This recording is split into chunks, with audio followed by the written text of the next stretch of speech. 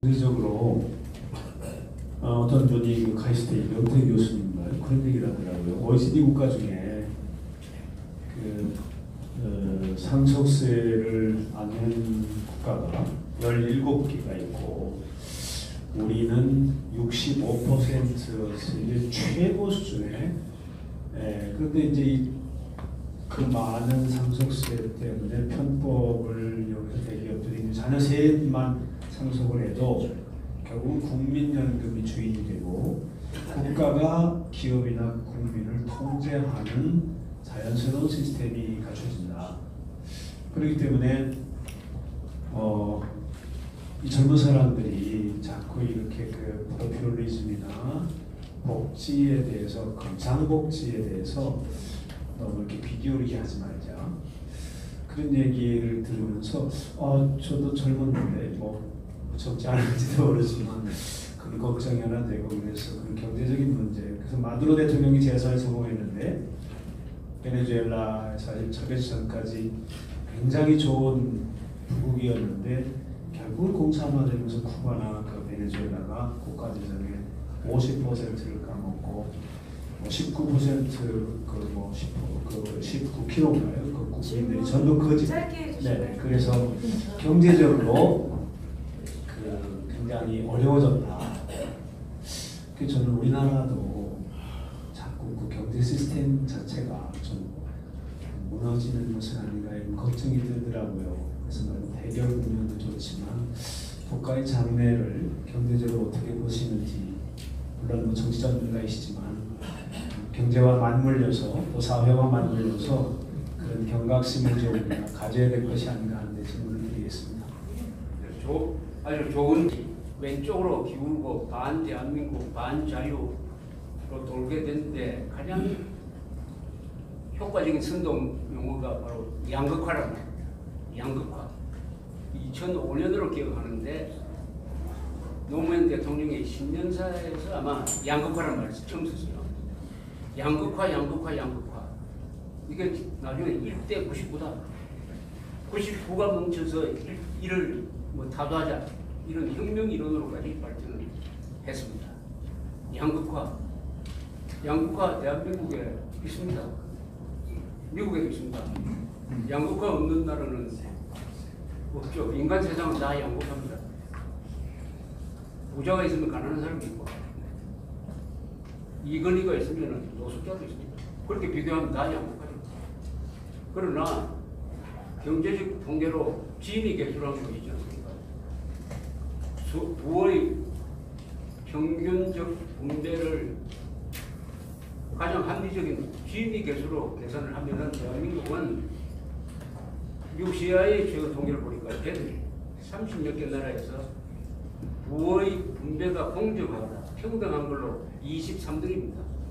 가장 공정한 부의 분배를 기록한 것이 바로 우리 고도성장이었습니다. 우리는 고도성장하면서 다른 나라에서 볼 수 없는 것을 해냈습니다. 산업화를 하면서도 산림녹화에 성공했습니다. 세계에서 유일한 나라입니다. 고도성장하면서도 농촌과 도시의 부의 양극화가 이루어지지 않았습니다. 밑에 사람 상층부가 다 같은 비율로 상승했습니다. 그런데 이걸 좌익들이, 공산주의자들이 이걸 양극화로 몰아가면 한국 사람들 평등의식이 강하니까 딸려갑니다. 선동의 문제가 있습니다. 실제 문제. 여기에 또 하나 더 보태는 게 헬조선이란 말이 나왔지 않습니까? 헬조선이란 말은 절대로 언론에서 써주면 안 됩니다. 헬북조선이라면 써줘야죠. 헬조선이라고 하면 자기 얼굴에 침 뱉는 거 아닙니까? 조국을 지옥으로 비유하는 그 용어를 우리 언론이 보도해 주니까 이렇게 젊은 사람들이 이거 바꿀 거예요. 실체가 있는 게 아닙니다. 이게. 양극화가 한국에 심각한 문제가 있는 게 아니라 양극화 선동이라는 심각한 문제가 있는 것이죠. 그러니까 그래서 양극화라고 지적하니까 우리가 잘못한 겁니다. 우리 양극화를 해소하기 위해서 노력하자. 그렇게 말하면 다 진급이 안 됩니다. 양극화 그 거짓말이다 해가지고 그 논리를 부숴야 되죠. 맞아, 그런 생각합니다. 네, 다음 질문 받겠습니다. 혹시 네. 앞으로 통일이 되면 서로가 국기를, 북한은 지금 인공기를, 우리 대한민국의 태극기를 쓰려고 할 텐데 그것을 어떻게 연구해본 적이 계시는지. 한반도기가 가지고는 이 태극기가 얼마나 귀중한지 몰라요. 정말 참 하나님을 상징하는 기입니다. 이거 내가 이제 시간이 있으면 태극기에 대해서 한번 그건 뭐 문제가 안 되죠. 북한식으로 통일되면은 국기가 될 것이고, 대한민국으로 통일되면 태극기는 영원할 텐데, 어떤 통일을 하더라도 대한민국 주도로 이루어지면은 태극기, 애국과 대한민국이라는 국호, 이건 절대로 양보할 수 없습니다. 그리고 헌법 고칠 필요도 없어요. 우리 헌법에 그냥 흡수해버리면 됩니다. 서독이 동독을 흡수 통일할 때 헌법 바꾸지 않았어요. 서독의 기본법에 그냥 흡수해버렸어요. 그러니까 흡수 통일하면은 우리 거 바꿀 것이 하나도 없습니다. 헌법도 바꿀 필요 없고, 국호도 바꿀 필요 없고, 국기도 바꿀 필요 없고, 국가도 바꿀 필요가 없습니다. 네, 다음 한 분만 더 질문하도록 하겠습니다. 네. 아시아존에서 그 태국이 유일하게 식민지를 겪지 않았나라고 그 역사에 기록을 봤습니다. 그리고 몇 가지 요인이 있는데 그 두 가지가 뚜렷한 이야기가 그 선진국한테 빌미를 주지 않고 사회 전반에 대해서 개혁을 자기들 주도로 해왔다. 또 하나는 그 당시에 그 강대국하고의 그 외교 관계를 밀착 해서 유지해왔다. 그 두 가지가 나와 있습니다.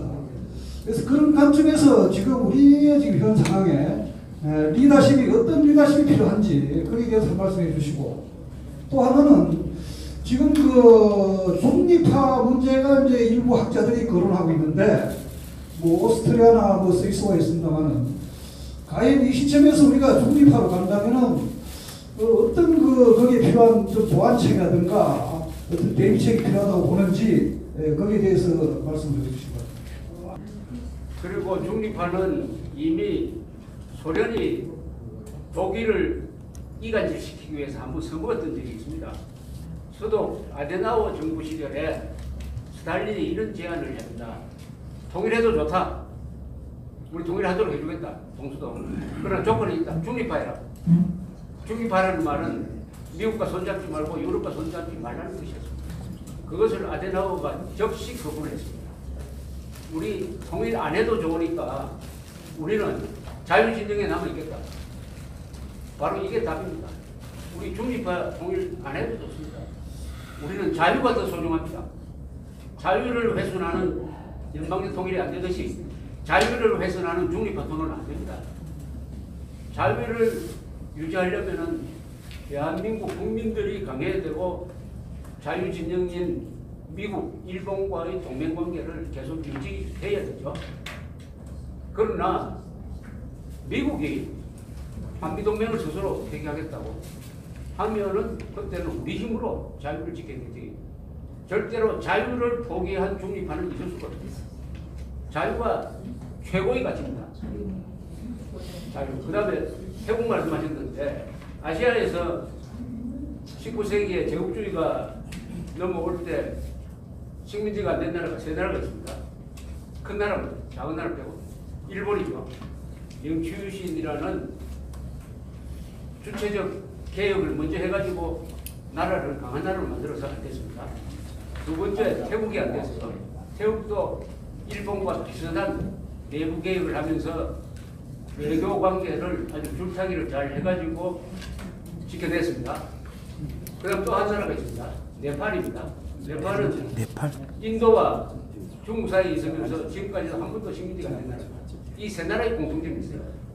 국민들이 적 앞에서 단결합니다. 이게 제일 중요합니다.